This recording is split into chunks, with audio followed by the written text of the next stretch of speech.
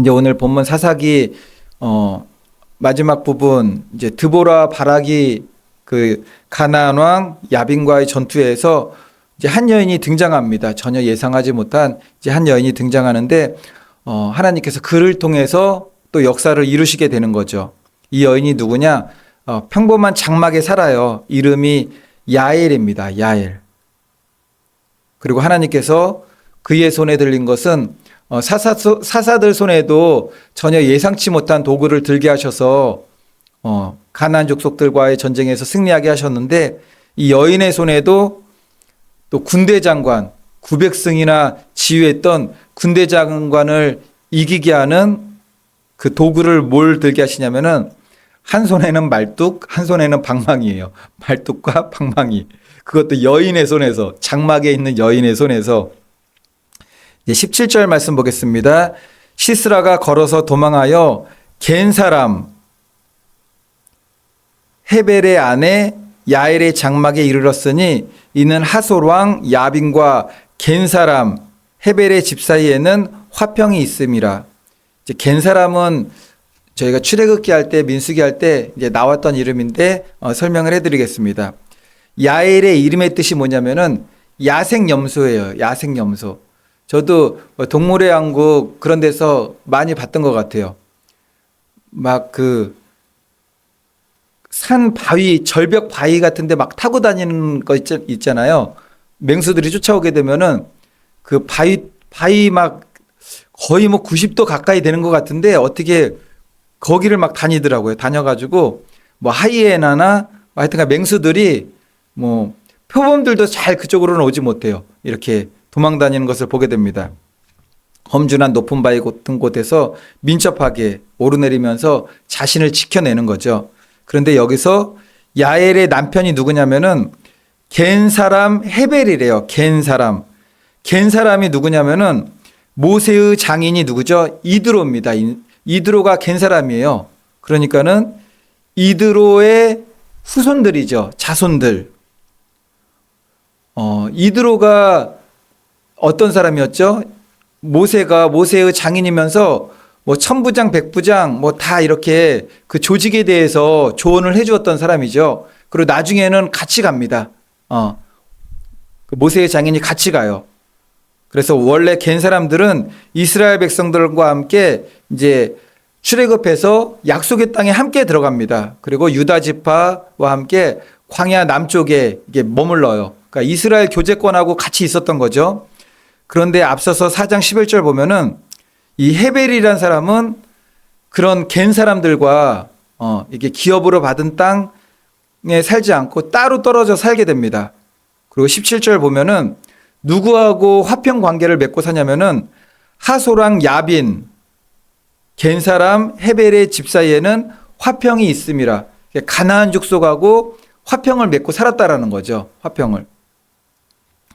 한마디로 지금 이스라엘을 억압하고 있는 가나안 왕 야빈과 평화 조약을 맺고 살았다라는 거예요. 지금 이게 시대를 딱 보면 알겠죠. 어디하고 화평을 맺는지, 어디하고 대적을 하는지 알 수 있습니다. 그러니까 신앙적 관점에서 보면은 남편 헤벨은 가나안 왕과 화친을 맺고 살고 있어요. 그리고 오늘 한 손에 방망이, 한 손에는 말뚝을 들었던 아내 야엘은 하나님 편에 선 믿음을 가지고 있는 거죠.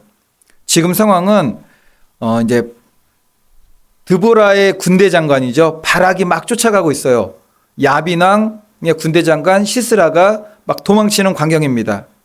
시스라가 막 도망치다가 평화 조약을 맺고 있는 헤벨의 집, 근데 야엘의 장막 안으로 숨어들게 됩니다. 그러니까 시스라는 그곳이 안전하리라 믿었던 것 같아요. 전쟁도 힘들었겠지만 이제 침상에도 누웠죠. 따뜻한 우유도 먹었죠. 뭐 배도 이제 부르고 뭐 몸도 따뜻하고 피곤이 이제 갑작스럽게 몰려오니까는 오늘 말씀 보니까는 깊은 잠에 들었대요. 깊은 잠에. 이것도 하나님께서 다 섭리하시는 것 같아요. 깊은 잠에 들었습니다. 그런데 이걸 확인하고 이방 여인입니다. 이방 여인. 야엘이 이방 여인이죠. 이방 여인이 담대하게 이게 살며시 가서 말뚝을 관자놀이에 놓고서 방망이로 이게 쳤대요. 근데 이거 보면서 그게 땅에 박혔다고 그러는 거 봐. 마음이 이게 막 이게 얼마나 세게 내려쳤길래 이게 한 방에 뚫고서 땅에 박혔는지 땅에 박혔대요. 그게 말뚝이 관자놀이를 뚫고 이제 끝장을 낸 거죠. 그러면 이 장면이 주는 그러니까 믿음의 교훈은 무엇인가? 하나님께서 누구를 쓰시는가, 어떤 도구를 사용하시는가를 보여주는 거죠. 이스라엘 대적하는 시스라의 철병거 900대를 거느리고 수많은 군사들을 이끌었던 자유입니다. 어떻게 보면은 힘과 권력의 상징이죠.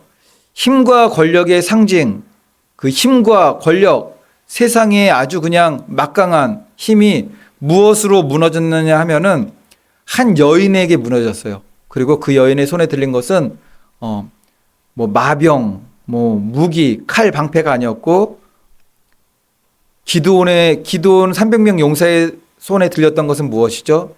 빈 항아리와 횃불. 야엘의 여인의 손에 들렸던 것은 방망이와 말뚝. 이거는 야엘의 믿음만으로 된 것은 아닙니다. 하나님께서 하신 거죠. 그래서 성경에 나옵니다. 오늘 본문 23절 보게 되면은 이와 같이 이날에 하나님이 가나안 왕 야빈을 이스라엘 자손 앞에 굴복하게 하신지라.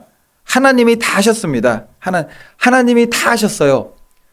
우리를 도구로 사용하셨을지라도 하나님이 다 사용하신 겁니다. 하나님께서 여인을 손에 들고 여인의 손에 말뚝과 방망이를 들려주시고 하나님께서 섭리하시고 다 하신 것입니다. 모든 승리는 사람의 손이 아닌 하나님의 손에 있다라는 거죠. 근데 우리가 보는 세상도 그런 것 같아요. 세상은 언제나 강한 자의 손에 있는 것 같잖아요. 가진 자의 있는 손에 있는 것 같고 힘 있는 자의 손에 있는 것 같지만 하나님께서 성경에 말씀하신 것처럼 약한 자를 들어 강한 자를 부끄럽게 하시고 여인의 손에 들린 방망이와 말뚝으로 대군들을 다 넘어지게 하였다라는 것입니다. 말뚝을 전쟁의 무기로 사용하는 사람은 없잖아요. 군대와 병사도 없습니다. 그런데 하나님께서 여자의 손에 그걸 들리게 하셨어요. 우리의 손에도 하나님께서 무언가를 들리게 하실 때 이게 뭐야? 그렇게 하실 수도 있습니다. 이건 뭐냐?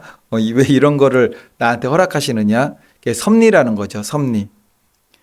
우리가 무엇을 깨닫느냐면은 누구든 무엇이든 하나님께서 쓰시면은 쓰임 받는다라는 거죠. 야엘은 평범한 여인입니다. 그러나 기회에 왔을 때 두려워하지 않는 담대한 믿음을 사용하여서 순종하게 되는 거죠. 세상과의 화평 조약이 아니에요. 그것이 우리를 지켜주는 게 아닙니다.